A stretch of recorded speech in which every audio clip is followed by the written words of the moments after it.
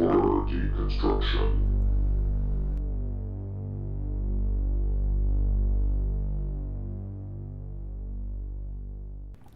What's up, everybody? It's the Hard Deconstruction. You can find us at harddeconstruction.tumblr.com, youtube.com/harddeconstruction, as well as facebook.com/the Hard Deconstruction with your host, Comp, and Power Pizza. today's film is Dark Tower, 2017.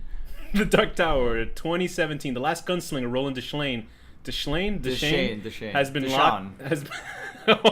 has been locked in an eternal battle with Walter O'Dim, also known as the Man in Black, determined to prevent him from toppling the Dark Tower, which holds the universe together. With the fate of the world at stake, good and evil will collide in the ultimate battle, as only Roland can defend the tower from the Man in Black. Directed by Nicolas Jarcel, written by Akiva Goldsman, Jeff Pinker, and some other people. Akiva Goldsman was the asshole that was like, if you don't like this movie, there's something wrong with you. Like Akiva Goldsman, starring Idris one Elba. of my people, I'm ashamed Starring to say. Idris Elba, Matthew McConaughey, and Tom Taylor. This one was based, obviously, on the seminal novel series by writer extraordinaire Stephen King. Was Was it though? Was it really based on it? It's hard to tell. This machine is coming at us! Boy, oh boy. So, Danny, why did we do the Dark Tower? Oh, because it's one of these movies I guess we've been waiting for over a decade, and wow, was it worth the wait? Not really. It was so terrible that I actually showed Danny for the first time Ninja Turtles coming out of their show tour music video footage, the one where they're dancing on Power, stage yeah. for Pizza Power, and it still wasn't as embarrassing as this movie was. It was. It's true. All right, so I mean, okay, so let's just get to. I don't know where to begin. Let's just get into our history of this novels, the Dark Tower. Tell me your history with the Dark Tower. I've read these novels since, I don't know, like at least like 10 years ago was the first time, maybe even longer, and I've read them like a dozen times in that time, you know, and I forget. So you've reread this series? Yeah, I've reread the series, or I've had audiobooks, I've listened to it a few times, like, you know, like I was waiting for books 6 and 7, and the middle one, Wind in the Keyhole. Like I had already been reading it for years before this came out. I know there's people that have been reading it for like 30 years. I can't imagine what they think of this movie. Yeah, so the Gunslinger came out in 1982, followed by The Drawing of the Three in 1987, The Wastelands in 1991, Wizard and Glass 97, Wolves of the Kala 2003, Song of Susanna 2004. We missed I never read The Little Sisters of Alunia. I guess I get to read. No, that's just a short story. Is it? But okay, so it's good. That was in 1998, and then the Wind Through the Keyhole in 2012. So this is a very large, time-spanning series of books by Stephen King. His opus, I would say, right? And this first film it ties together all the books. This first film has been in essentially movie hell or production hell. Ron Howard. When I first heard about this, like, so long ago, I've been a fan of this book series for a very long time, because by the point that they announced Ron Howard was making it was like a decade ago, and I was already a huge fan at that point. So, in any case, Ron Howard was supposed to make this, and it was going to be like 4 movies. That was in 2012, like Ron Howard was actually attached, because originally in 2007, J.J. Abrams, the guy who directed The Force Awakens and all that stuff, he was connected to a film adaptation. I don't even remember J.J. Abrams being. They should have let J.J. fucking do it. He would have just redone The Force Awakens, but with Roland Deschain. It would have been better. And BB-8. But no, it's been in production hell. They were going to have it be a TV series, movies. They basically ended this movie in a way that there's no possibility of a sequel. Not that I would want there to be, but like every decision in this movie was bad. Here's the thing, like Danny had told me about this book. I was aware of this book series. I had the luck to not be waiting like you guys were between books, because wasn't there a difference between, what was the difference between the two books that were like a few years apart? There were a few years. There was one book, I think it's The Wasteland and Wizard and Glass. The difference of time was like 6 years between each other books. Right. But also, yeah. So, I mean, that was the one with Blame the Train. I think that's the one where people waited a long time. Oh, no, it was the end of that book. Book 3 leaves you on this huge cliffhanger, and then book 4 is when Roland tells his life story, and it begins with Blame the Train, and then you go to like his past. And, so I had the neat wherewithal to actually get all the books after they were all out. Yeah, this was after including Wind Through the Keyhole. Yeah, and it was a series I actually liked. I liked the first 4 books, but then for some reason, for me, the quality of the books took a deep shift, and it kind of got a little bit goofy and stuff. Like Song of Susanna, I didn't like. And I certainly didn't like The Dark Tower. The worst one to me was The Wind Through the Keyhole because it had nothing to do with the Dark Tower. Short stories. I get it. But for me, I'm not so in love with the series as Danny as I can appreciate it because there's a lot of cool, no, weird, there's definitely elements. stupid shit that happens in the last 3 books. Like you don't think the amount of times they go back and forth and Stephen King putting himself in the book and like you don't think that was seminal and important that Stephen King would put himself in the book like he was such an important character? I understand why people would be annoyed, although I didn't mind it too much, and the ending I actually like, although I know why people wouldn't like it. I really think that when Stephen King got into that accident, the van accident, like he got brain damaged or something. no, I think when he tried to take money out of an ATM, he got brain damage. No, I think what happened is that Machine just called me an asshole. Machine called me an asshole. But hey, honey buns, I think what happened is that he, for some reason, it changed his thinking of his character. Like maybe he wanted to see himself better than he was, and he put himself in the book. He wrote like that into it of him getting in a car accident almost. I forgot where I was reading it, but somebody was talking about how like King had thought out all these books way ahead of time. It's so complex that the movie fucked up. And some other guy was like, could he foresee that he was gonna get hit by a van and put it in the fucking book? Like, no, stupid ass. Anyway, so I enjoyed the books up to a point. Then after a while, kind of like goofy for me. But I thought I understood what King was doing with it. And I thought it was, it's really worthwhile to at least read. Certainly better than this movie. Yes. So this movie takes an adaptation version of it. And the big deal that a lot of people were having problems with it, obviously, I'm sure it's 50-50 on the type of people, or probably 75-25% of people that got I know what you're about to by say, and it pissed me off. It pissed me off on both ends. Right. Because I agree that if you're showing a character and you repeatedly say 500 times in the book, oh, he looks like Stephen King and Clint Eastwood and he has blue eyes and blah, blah, blah. Right. But at the same time, it doesn't really matter if he's black but to the plot. Stephen... Well, it does with the Susanna storyline, but they didn't even put Susanna in the fucking movie, Here's the thing and the thing with Stephen King is like, oh, I never wrote anywhere that he wasn't black. And you're like... So it's like 800 times he looks like Clint Eastwood. And that's the same thing that J.K. Rowling did with Hermione. Yeah. She's like, it never said that she's not black, and it was like, doesn't that like explicitly say she has black? It doesn't That's matter. not the point. It doesn't Here's matter. the thing. My only issue with I think Idris Elba's fucking great. I think he's got a bad run of bad movies that he's in, but he's fucking a great actor. If you've ever seen The Wire, anything else he's in, people say that he's great in The Office. I would actually just watch The Office just for him in it. Here's the thing. My only issue with them making Roland an African American guy is that because Susanna is race. There's a character named Susanna who comes in who's racist towards him because he's a white guy. Which would make sense because she's a black woman that's been fucked over by white people, and it makes sense if she's angry at him because of that. No, that's whole story. That was the part that initially I was all pissed off, but then somebody was like, "Well, maybe she could hate him as like an Uncle Tom," and it was like something like that. Okay, right. that could work. That could work. It's just that little minute thing. I don't care if he's black. It's just they have to fix that storyline. It's just when you start a movie, it hasn't even started. It's been in like 5 years of pre-production, and then you're like, oh, we're changing immediately, making a big change to the main character. And the thing is, what happens is we find out later by watching this movie is that Idris Elba is the only good thing about this fucking movie. Literally. But Jake is okay. Also, they put in Matthew McConaughey. At first hearing of this, like, oh, Matthew McConaughey would be good. I thought it could be cool because I've seen him play apparently crazy. His character, who's playing Walter O'Dim, the Man in Black, is essentially Randall Flagg from, if you've ever seen the Stand movie or the novel. Eyes of the Dragon or whatever. He's in a bunch of shit. He's a character that figures throughout a lot of Stephen King's novels as a antagonist.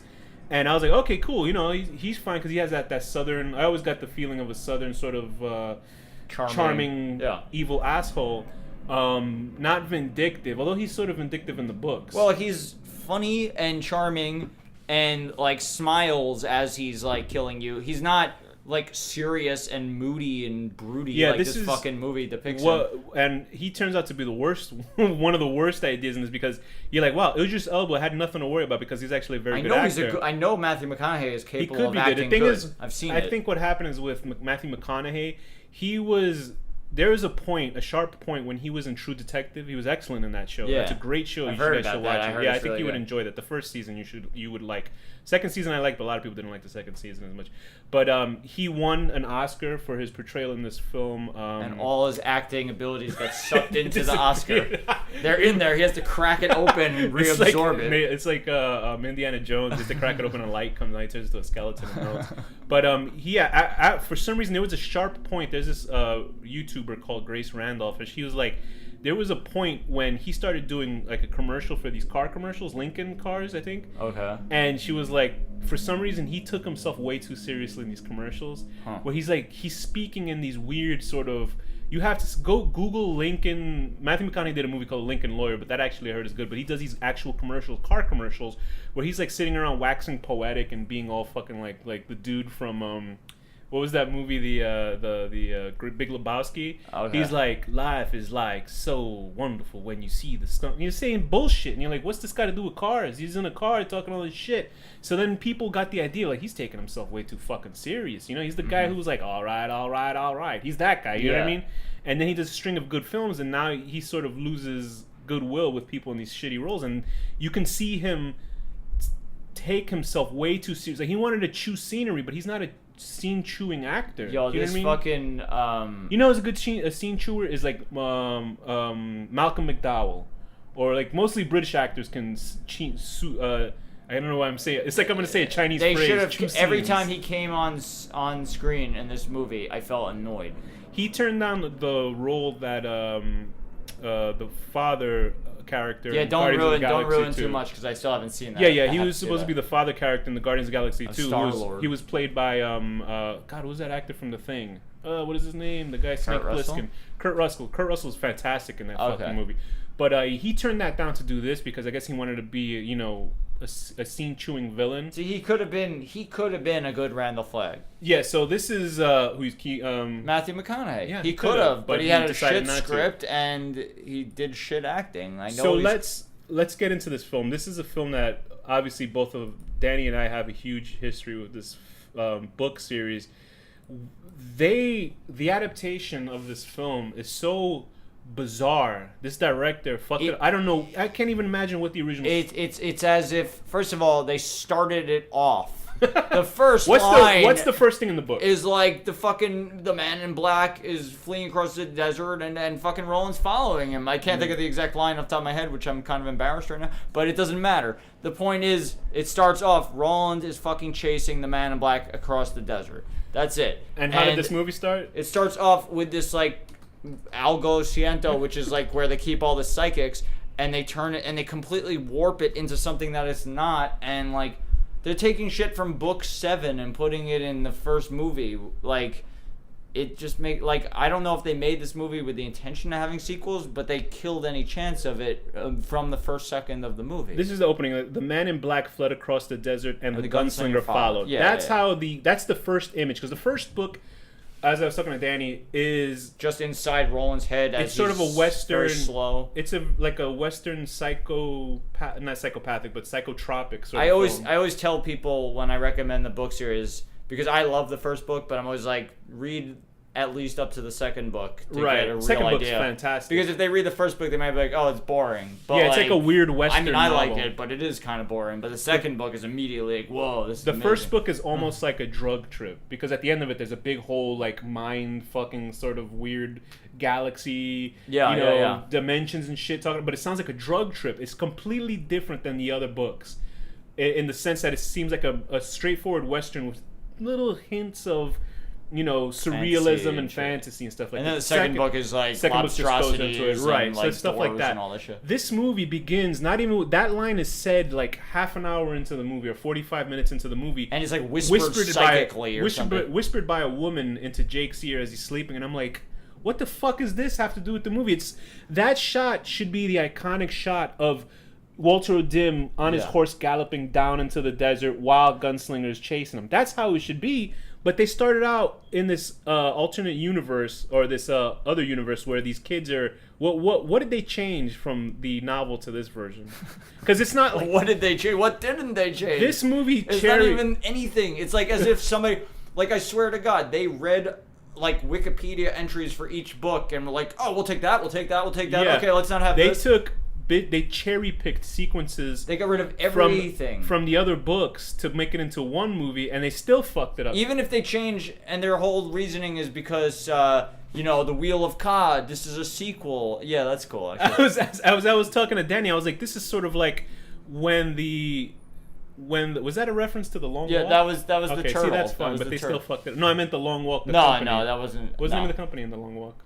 I don't know. I think it was Tetra something. But anyway, with this film, what was I talking about? Well, what I'm saying is, so they took like, oh right, even if they want to change the plot and say, okay, this is like the 500th time that Roland has done this journey, and all these details are different because he has the Horn of Eld and all this shit. Which, did they even show the Horn of Eld? No, he had it on him in some publicity photos. Yeah, but they didn't show him in the movie. No, it wasn't like referenced. Okay, because that was what everybody is like. Well, it's a different iteration of Ka. He has the Horn of Eld. It's like, what is Ka? That Ka is like destiny.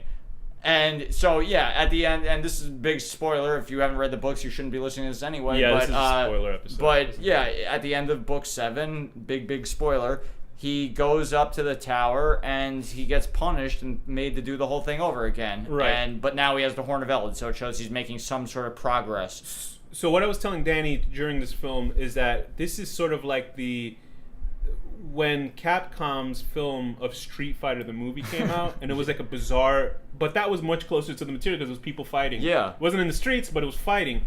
And that's when you take a loose adaptation of something.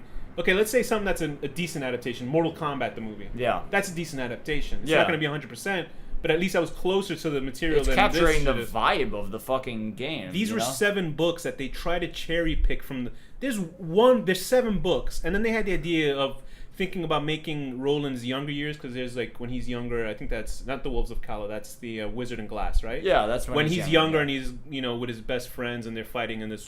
Bird. They never even mentioned those guys. And that was going to be the focus of the miniseries on television. While the movies, while that's a fantastic idea to try to do that, it's not going to work with these films, because you know what happens? Western movies do not make money in United States theaters anymore. Like, it's weird because they could have done it. They could have made it good.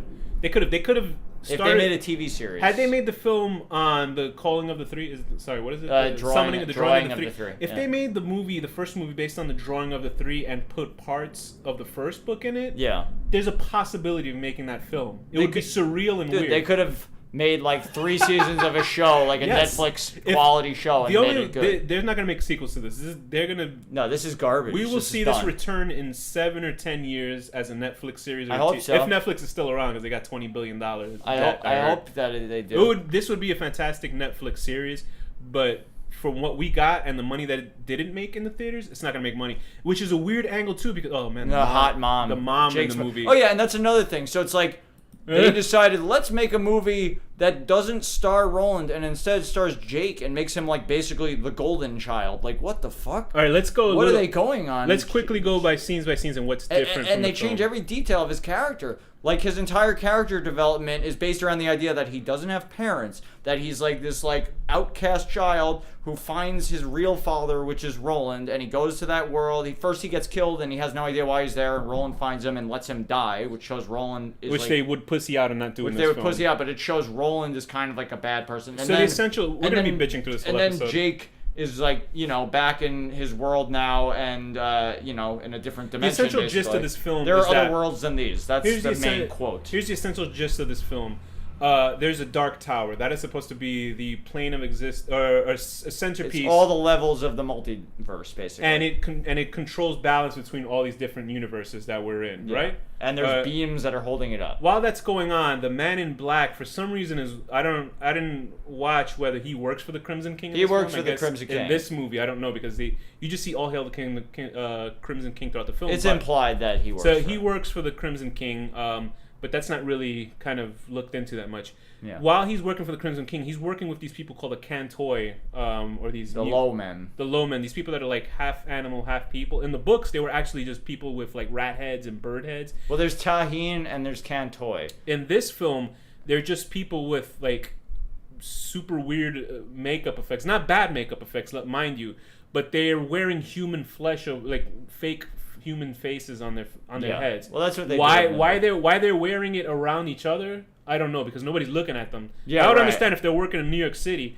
and they come up with a phrase called the fake skins, which is like, oh, it's stupid, it's dumb. Anyway, so what those people are trying to do is use, they're kidnapping children and they're keeping them sort of... They're kind of like butchering what they actually do in the books, which is they have this place called Algo Ciento, and their whole mission is to break the beam. So they gather psychics from different places, different worlds, and, you know, basically lure them in, and then they do it. But it's not like a violent thing where they strap children to chairs and beam their brains into space like fucking atomic bombs, like they're showing it in this fucking thing. I think they're combining the wolves taking something from the brains of twins, and also, which is in Wolves of the Kala, and also Algo Ciento, and just like some completely made up shit. They just like, there's no explanation, there's no build up, and I can't even imagine what it would be like to watch this movie without having read the books. Like, it would make no sense. Essentially, they're using these kids to, I guess they're sort of, they have the shine, which is a reference to The Shining. But they call it the touch in the touch in the novels, in right? The novels, but yeah. I think this is more for the film crowd to be like, oh, the shine. Maybe that's like Yeah. if somebody really gives a shit. And those combined powers are used to create a force blast that'll destroy the tower. Right. For what reason, I don't know, to destroy the universe. Well, the Crimson King is just a nut, and You're wants right. and he wants to rule over. I can't think of it, but the fucking void between the multiverses, which is what the fuck is it called? It's like a weird word. Hold on. Katet? No, Katet is a group of people, right? I'm gonna look it up. So anyway, they're using these to destroy pieces and pieces of this dark tower. We cut now to Jake, who's sort of psychically dreaming this stuff, and he's been sketching scenes from the dark tower. You know, he's been seeing this all in his dreams and his memory. He's not false memories, but maybe he can sort of see the future a little bit. Toe dash space? So Toe dash space. Basically, they want to destroy the beams. The tower will collapse, and Crimson King will rule over all the monsters in Toe dash space. Every time a piece of this dark tower is destroyed, like it shows New York having these Earthquakes. sort of earthquakes. Anyway, we're introduced Beamquakes, to Jake and his mother, who's fucking hot. She is so hot. She is fucking hot. Like that, I was like, That's the only part that I'm like, okay, cool. We could have a hot mom. I was like, there's only two good things. She literally becomes hot. But that ruins like, that ruins his whole character development, though, because Right. part of his whole thing is he doesn't have parents. This movie wants you to have false equivalencies of feeling bad for these characters because they cram in a scene of Roland and his father. And his, this bullshit like, oh, he had a real, deep bond with his father. It's like 5 seconds with his dad. This is a good actor from 24. I forget the guy's name. But Roland's with his dad, and they show his father die because in this movie, version, the Man in Black has different superpowers. Superpowers I didn't even know were fucking. He's basically like book. Darth Maul or something. Yeah, it's like so stupid. And then they put an equivalency of Jake with his mother, and they worry about Jake. I don't know. He has to, I don't know if he has anger issues or something because he lost his father. They're thinking that he might crack or something, like be a fucking school shooter or something. Right. So he's in school and he gets picked on by bullies, and he actually, I like that he actually punched the bully in the fucking face to show that he actually has some sort of balls on him. Yeah. Because usually a movie like this, it'd be like he keeps getting picked on, and then at the end of the movie he'll kick the bully's ass. But at least he kicks the bully's ass in the beginning of the fucking movie. Yeah. And then Jake, we're introduced to a best friend who doesn't exist in the book as far as I'm concerned. He's like this kid with a like neighbor or something. Like it's like a stereotypical Italian. Every single kid. thing about Jake's home life is not real. It's not even an Italian kid. It's an Italian kid. He's like a super fucking stereotypical. Hey, what are you doing over here? Like that kind of kid. You're like, what the fuck is this kid talking about? And then we're introduced with Jake with his psychiatrist, so he can get a little bit of the backstory. Because what they're doing is this movie has nothing to do with character development. It's more about character exposition. Like, this is what this character is doing in the movie. And it's not even based on the book. No. They really fucked this up. It's like this movie fails to please book fans, and it also fails to make sense to people who don't know what's happening. If you've never read these books and you saw this film, what would you think was going on? I would be so confused. Would you at least be like, oh, that's interesting, they're doing this weird stuff in this movie. No, I would have no idea. Confusing. I would have no idea. They barely even talk about the tower. Like, they don't even talk about it. And the thing is, this movie there's nothing about this film that feels gritty and realistic. Do you know what I mean? It's like everything is completely slick. As I was mentioning to Danny, like watching it, I was like, oh my God. I was like, even the homeless guy, because there's a homeless guy in the film that we find out later is one of the children. He's like a sexy homeless guy. Yeah, he's well groomed for a homeless guy. He's supposed to be a crazy and then homeless you guy. go to like this place in Roland's world, and it's like this is supposed to be like kind of like a western shitty little village in the middle of nowhere, and it's like you have like a hot Asian lady who's like dressed in a kimono or something. What the fuck is this? There's a town midway through the film where Roland, has to gather up with I thought Jake. they were gonna do Tull and have him kill everybody. And it was supposed to be this town in the first book called Tull, where the people are all under the influence of the Man in Black. And there's that crazy and it's a lot of lady, and it's a whole town of people that attack Roland in that book, and he kills everyone. That's to show that Roland isn't a clean cut character. He kills children too that are attacking him as well. Yeah, he kills Jake. Yeah, he kills Jake in the first book. But they're too much pussy to do that in these type of films. And everything is clean. Like, that looked like he's not a good guy. You can tell there wasn't a lot of money in this film for certain sequences, especially that little town, because Tull is supposed to be But this is the thing. If they had half the budget and a good script, this movie would have been so much better. Like, Tull was supposed to have a saloon. It's like a western. You know what I mean? It's like and Sheb is, like, from his past, was, like, basically dead and then reincarnated. And Roland has, like, has a little affair with, like, a bar woman of him. Yeah. She has, what she has scars all over her body. Alice. Like, her face is a little bit cut up or something like that. Yeah. And she's not in this movie. The town he's supposed to kill, looks like that bird named Zoltan. It looks so like much cool shit. Right, exactly. You're right. Beans, the magical fruit bird, right? Yeah. That. Like that. There was supposed to be a scene where he kills the whole town, and then like everything looks like Mad Max, like a $5 version of a Mad Max town that's destroyed. Yeah. It's cheap. It's bad. It's so bad. And then we're supposed to feel bad for Jake as he's being attacked. Like nobody believes him, so he tries to run away from these Cantoy people who are supposed to be part of a mental institution to take him. Yeah. And there's a chase scene between these two characters. There's no fucking point to it. Then we'll rush into the scene. Then he goes into the Dutch Hill house, which is supposed to be like a portal, and somehow inexplicably he just says, we'll get to that scene. But with Roland, it's like Danny's head's gonna explode. Oh my god! Danny had a lot more stake in this film than I did. And then the Man in Black, I'm watching the scene right now. The Man in Black just says, "Don't breathe," and they stop breathing. He doesn't do that. He's not fucking Darth Vader. Like, what the fuck are they going for? And they say he's from hell at one point. Like, he's not from hell. Like, what? It's just stupid. Like, what are they fucking doing? They try to have some cool moments in this film, and they just can't get it right, because there's that part with the I don't aim with my hand part. Yeah. They try to they make it cheesy and stupid. Like, every detail is wrong. It's so stupid. So this is what his phrasing is in the. This is a big thing that Roland. Can you hear how angry I'm getting? Yes, I understand how angry you're getting. Roland Deschain says this throughout several parts of the books, because it's supposed to be his credo as a gunslinger. I do not aim with my hand. He who aims with his hand has forgotten the face of his father. I aim with my eye. Do not shoot with my hand. He who shoots with his hand has forgotten the face of his father. I shoot with my mind. Yeah. And then he says, I kill with my gun. He kills with his gun. Has forgotten the face of his father. I kill with my heart. That's what phrase. They try to introduce that in the film with his father to show some sort of connection with his dad that he would later have with Jake. And of course, they don't get into like court or they don't explain. His drill sergeant, fucking gunslinger teacher. Like, they have minor references to the gunslingers. What are the gunslingers? They're like the peacekeepers. They're basically like the Jedi of this world. Like they're basically the Jedi minus the Force, but they're like soldiers who protect and fight for like good, basically. And obviously Roland is supposed to be a version of King Arthur, which his gun is made out of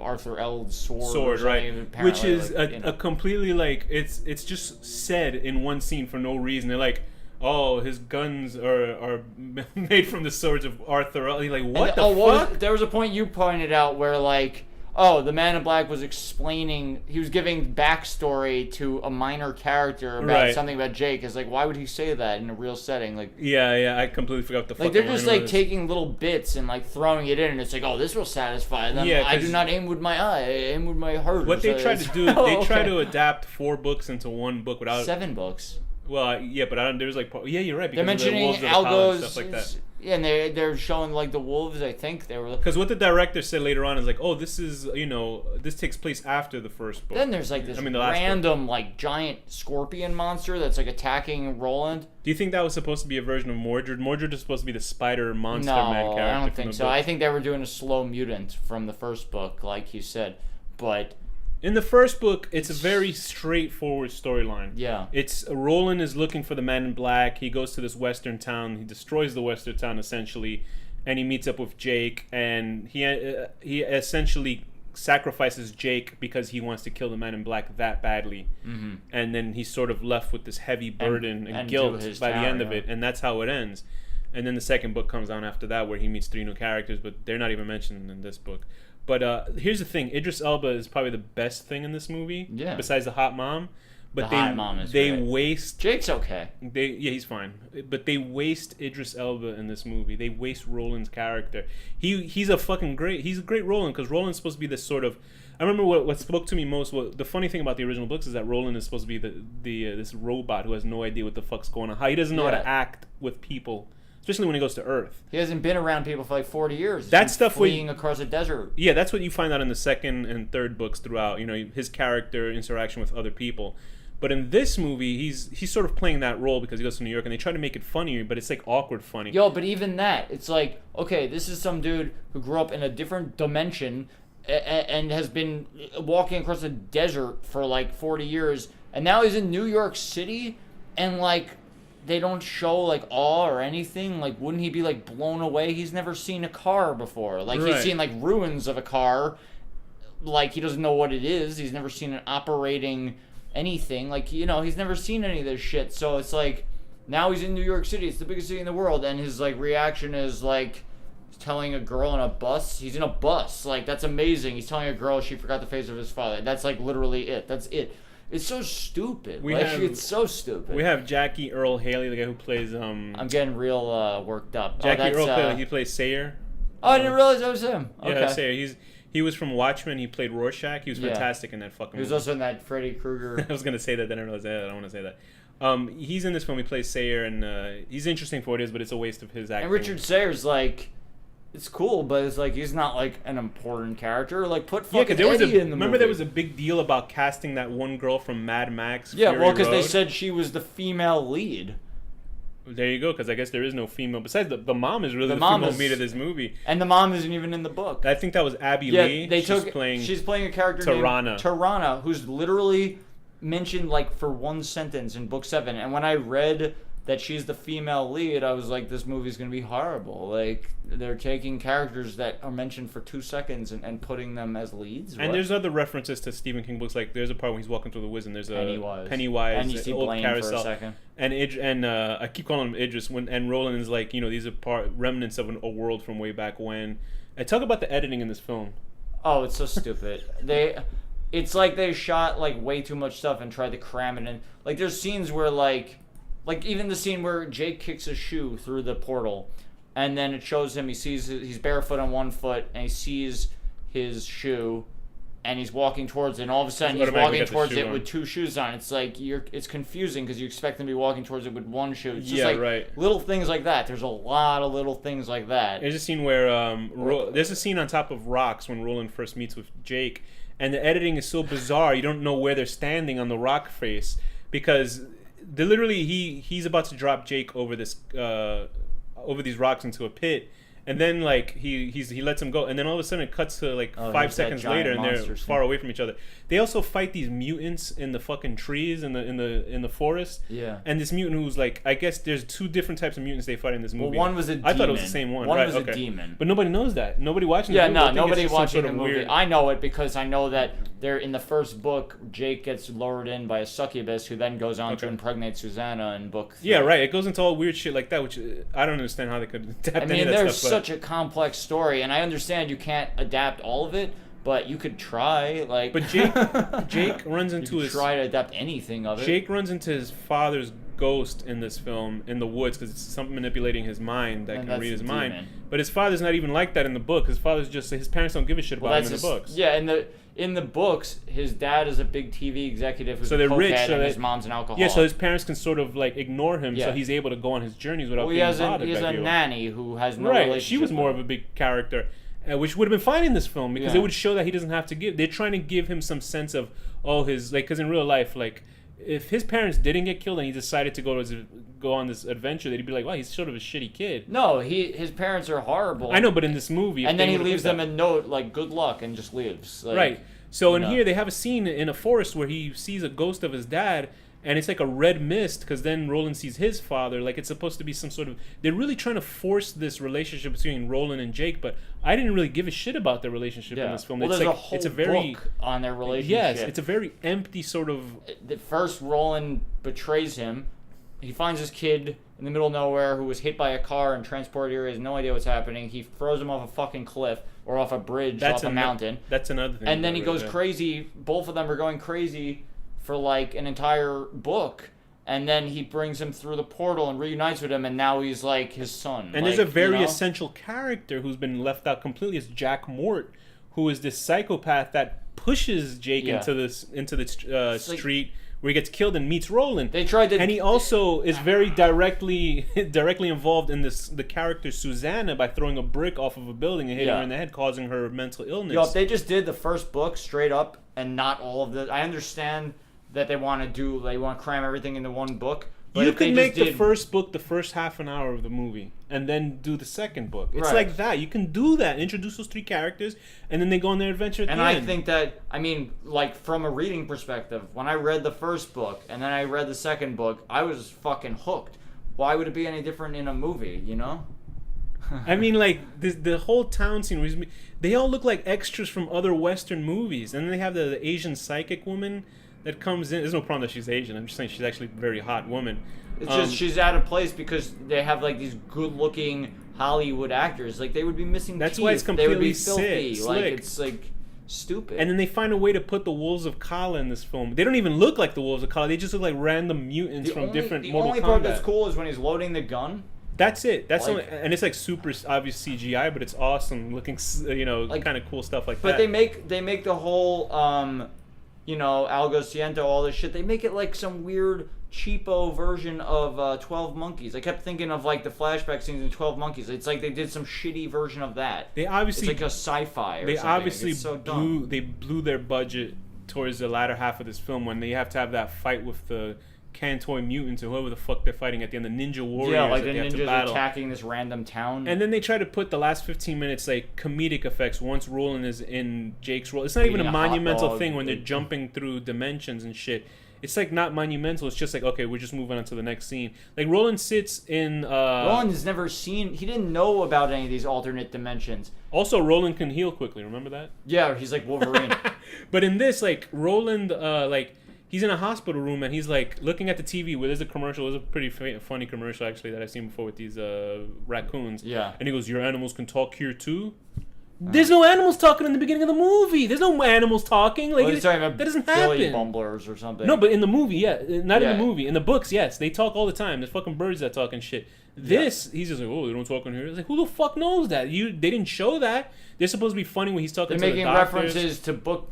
They can't decide who they're catering to, so they're making like half-hearted references to book people that people who haven't read the books don't understand, and then they're making references to people watching the movies that people watching the book would not understand. It's just stupid. Hello there, like nobody knows what that means. Like they don't see the context. Well, he leaves like notes with smiley faces when he's like killing people and shit. Like the Man in Black does. The Man in Black, Randall Flagg. Like he's like a fucking awesome character, and they reduced him to this. And I'm getting really angry. Oh my God. And it's weird because it's like. They even fuck up the sign for the Dixie Pig restaurant in the movie. You pointed it out. Because in the book it's supposed to be ironic that it's a smiling clown. It's supposed to be creepy that it's a smiling pig who's been that's killed. like who's been like speared through. But in here they just make it a regular sort of like it looks like a goth fucking club, and like I don't know what they were thinking making this, because the movie is taking place in New York. Do you and I ever really see movies that have scenes in New York anymore? Really?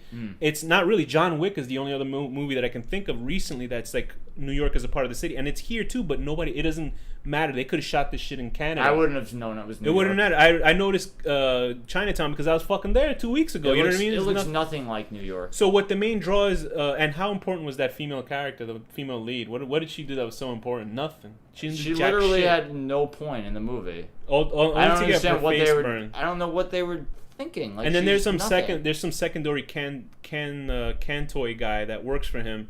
And me and Danny are looking at each other like, no, not the bald guy. Oh, the guy the dorky looking guy. It's like, what do they keep showing this guy? Like, what's so important about this character that somebody would give a shit? And they don't get into like Ted Brodigan, Dinky, Sheemy, any of these people that are in Angle Ciento, like, they don't. Like, I'm looking at this right now. It looks like we're in some, like, weird, cheapo sci-fi movie. Like, yeah, sci-fi channel movie. What yeah. are they doing? Like, what is this? Like, we're actually, we're watching it as we're talking right now. Yeah, we're in the theater watching this movie. But I think Matthew McConaughey was having fun playing this character, but he didn't realize how fucking empty of a performance his character is, and how empty they. I can imagine he did a good job, and the director's like, no, do it shittier. Like, he is a good actor. So yeah, what you see him doing, it's like they gave him shit to work with because it's garbage. Mm-hmm. And essentially, what the final. I'm glad that at least Roland was a good actor. Right. But Jake wasn't so bad either. I feel bad for the kid though, because this is like his big seminal role, and it's horrible. And what the final storyline is that Jake is the one, sort of the Neo, the one whose brain power can destroy the Dark Tower. So they turned him into Ted Brodigan, basically. Although that doesn't make any fucking difference, because in the books, it's not even like that. It's not like Jake is the one who can destroy the tower by himself. Jake is not the one. He is Roland's son. He's a gunslinger. And they have a chance where Roland, the last 10 minutes or so, Roland has a huge shootout with hundreds of people, which is like in the book. Remember, he shoots all those people in that little town. They do it in this version. Him and Eddie and they happen to make a gunfight boring. Yeah. I don't know how you make a gunfight boring, but they made a gunfight boring, which is a huge fucking like. I can't believe that. It's so slick. Gunfights by nature are not boring in film because they know how to, the editing in this movie is so poor that you can't follow the action on screen. He's shooting at hundreds of people. One guy shooting at hundreds of people, like Matrix, Gunkata and Equilibrium sort of gunfight. That scene where Neo loads up John all the Wick guns, style? and then he's like hiding behind the pillars, and those are all shooting machine guns. Yes, that was awesome. How amazing is that one sequence where they're only shooting 6 people. Now imagine if it was like hundreds of people that he was shooting at. Imagine that, and then you had a blind guy fucking direct it, because that's what this looks like. It's boring as shit, and they shit on the plot of the film. They completely bastardize the story, and this leads me to the scene where I couldn't believe I could laugh this hard at a movie that just came out. Yeah, this is the final battle between Walter O'Dim and Roland. Keep wanting to call him Idris, but because when I saw what happened in this movie, because first of all, what did they do with the Man in Black? They gave him superpowers. Like he's got the Force, basically. He's like a Force, and he could just tell people, "Stop breathing, die." He's like and a Sith. He's like a Sith in this movie. When I saw this scene, I'm going to put the clips because I was recording us when we were watching that. So I'm going to put on this episode where I almost like vomited. Wait, you saw my face? Yeah. Not your face, but our sound of us laughing and screaming in horror. Well, Matthew McConaughey comes swaying out of this hole, like a vortex, the portal, with his hands outstretched. And it looks like he's going to start singing a 70s disco theme. And then Roland's shooting at him. He's pulling bullets out of the air, which is fine if they did it the right way. If they made it look cool. That's not what happens in the book. In the book, he just fires blanks. They don't hit him because they don't. And in the book, obviously, he doesn't. Walter O'Dim doesn't even get killed by Roland. He gets killed by Mordred, who's a secondary villain. Yeah. And in here, he's making like. Which people had problems with. I would have rather maybe if Roland killed him, but like the way he died in the books is a million times better than this. Yeah, in this, He's stopping all the glass with his fucking hands. What the fuck is that? He's using his hands, using his fruity psycho powers, making glass shatter and go at him. And it's like he's doing bullshit kung fu moves, and planks of wood are flying at Roland. And it's just embarrassing. Like, I laughed the hardest I have laughed in a long time watching this one scene. A whole plot point. Like, half the fucking second book is Roland gets his fingers bit off by a creature and his toe and shit, and now the whole series he can't fire with one hand, and he's like retraining his hands to be like a lefty now because he's been like severely crippled. Right. Like that. His character struggles. That's like a big fucking thing. Like half the fucking book is just him in like a fever haze, like dying. Essentially, it's like if they don't get into any of that. What it is to put it together is like if it was a baseball pitcher who had his hand mangled. And then he had to use what he could to be a great pitcher again. Yeah. He was never 100%, but it was about the fact that he had to use this mental, preparation to put his body back together to do this again. There's like a fucking 100-page scene of them going to get antibiotics because Roland's dying. Right. Yes, the second book, right. Like There's so much cool shit that happens. And that's what happens in this one, because he gets stabbed by that monster and then he's slowly getting poisoned. But you're like, what the fuck's going on? Like, you're like, why is he sick all of a sudden? It's not like something that's so... He just gets stabbed. It isn't something like in a regular film they would show the stab sort of go in just to see it. Very importantly. They think that minute, like, mundane sort of shit, like a guy who's dying of a fever and has to go and, like, rob a store and shit is too boring. Let's make big explosions. But it's like, no, we want, like, story and characters and cool shit happening, not, like, just big, stupid special effects that make no sense. And then they try to go back to that I do not aim with my hand shit, like, to do it a third time at the end. I'm getting? Yeah, I know. It's very funny. But when Jake's sitting down being, constrained to use his psychic powers, he does the psychic, conversation with Roland. Goes, you have to get up, because he gets fucked up by the Man in Black. And he goes, I do not aim with my hand. He's trying to give him the speech that he gave him like 10 minutes earlier. Now, all of a sudden, that's going to make you come back and kick some ass. So he shoots him in a way where he shoots the bullet, and then he shoots another bullet to ricochet off. A trick that he uses earlier on one guy, a gun store owner in Chinatown, no less. Because I don't think I've been in Chinatown. I don't remember gun stores over there. Right. They have bad fake katanas and ninja stars and shit, but no fucking gun stores. And, like, when that happens, I was like, you gotta be kidding me. Like, there's no point where he has to shoot one bullet to hit another one, and then the owner of the gun store, what does he say? What does he yell out loud? He's like, oh, it isn't me, whatever the fuck he's saying. He tells a guy not to breathe, kills himself. He tells this guy, shoot at him, with the guy say, oh, it's not me. Yeah, and it's like, that's not even a power that the Man in Black has. He can't just, like, make anybody do anything he wants, like, to an extent, but not like that. And there's essentially a Coca-Cola commercial midway where he gives him a soda and he's drinking with the label obvious. How does this fantastic film end? Two guys doing what? How does it end? These two eating hot dogs together. Oh, eating hot dogs and drinking Coca-Cola. And Jake has nowhere to go now. So he's gonna go to his Roland world. goes with him to his world, and that's how it ends. And they just go into a door. They casually walk into the Dixie Pig. They don't get into vampires or any of that cool stuff. And you see a flashing light, and that easy. We're just in this other world. If it was that easy, then there would be no fucking books. Something tells me this was like a plot point. I'm thinking this was like a $30 million to $60 million. Yeah, $60 million budget. Yo, they should have given that to charity, man. Like, this is so bad. How do you think they would have? How could they have fixed this film? My idea. My idea would have been the first movie. Well, have anything to do with the books would be a good start. How do you fix this movie as is? As is? Yeah. You can't. It's garbage. Like, it's garbage. The script is garbage. Most of the acting is, like, unfortunately garbage because that's what the director got out of them. Like, the special effects are kind of garbage. Like, every detail of it I is can't garbage. even give this a thing where, like, at least it has, little nods to other King's books, but who gives you shit when the rest of the movie, it's like, hey, look, there's pellets of the books have much better nods. Look, there's pellets of Rice Krispies in this bag of shit. Like, you know what I mean? It's like, what the fuck do I care? Did you see the rest of this movie? Is awful. Like, there's nothing. Yeah, I can't. Like, I'm trying. Idris Elba is redeemable in this one. He's good. Yeah. The hot mom is good. I feel bad. You like Jake too. That's fine. Jake's okay. Look, I put it this way: Jake is a good actor. Jake is the main character of this film. Yeah, and Roland is a side. He's character. Not a good enough actor to be the main character of the movie. Yeah. But he's a good actor. He's not a bad actor. But this movie is garbage. So the issue of Roland being black in this film doesn't matter. It doesn't matter that he's black in this film. Yeah. Because Susanna's not even in it. It's just that was the only reason. The whole movie is so fucking horrible. I wish that was the only problem with this film, that they wouldn't know how to deal with Susanna's character, but it's not.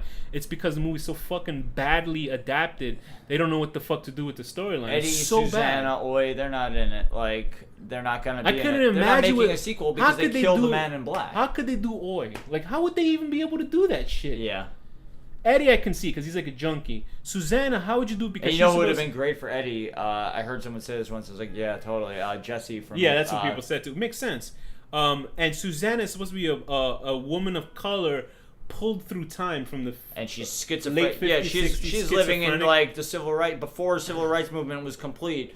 She's during segregation, and that's her issue with Roland. And I'm like, how the fuck? She's my only other idea is like if they would have done it where if when she came down here, she saw Roland as another actor, like as a white guy or something, which would be bizarre. Then it could be that whole racial issue because it's supposed to be her not trusting this white guy. They're not even getting into it though. This doesn't matter. They don't bother. Then they close off any possibility. Not that I would want them to, but they close off any possibility of a sequel by killing the fucking Man in Black and blowing up Algo Ciento. He's supposed to come back as, I bet you his evil powers will make him come back. He does stupid shit where like there's a girl eating ice cream with her mother.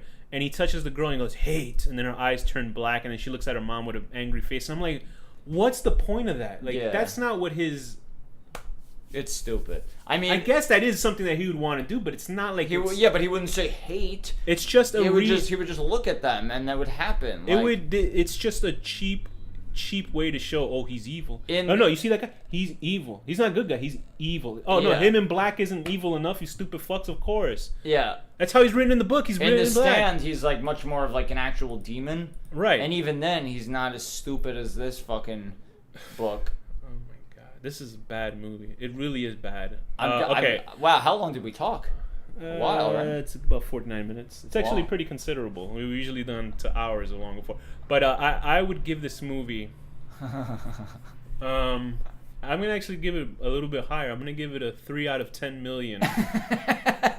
A hot mom who gets even hotter by the end of the film due to the Man in Black. Right.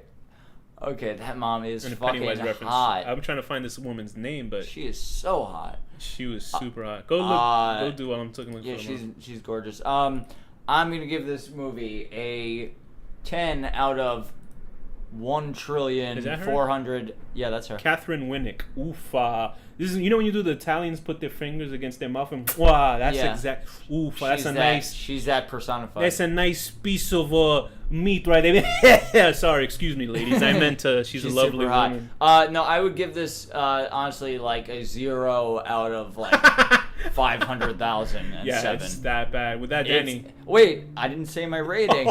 0 out of 500,007. Using rocks like some cheap knockoff Darth Vader to block bullets. Wow. With a completely moody, emotionless face. 3 out of 10 hot mom. I'll change mine from the hot mom. How many hot mom? No, it'll still be 3 out of 10. No, because I don't want to insult Catherine Winnick because she was too fucking hot. That would mean a good. If it was the hot mom, it would be 9 million. 3 out of 10. Let me see. Sashaying through a portal from one dimension to another with your hands spread out like you're gonna do a fantastic musical Broadway song. Okay. With that, Danny, what's the final word? Garbage.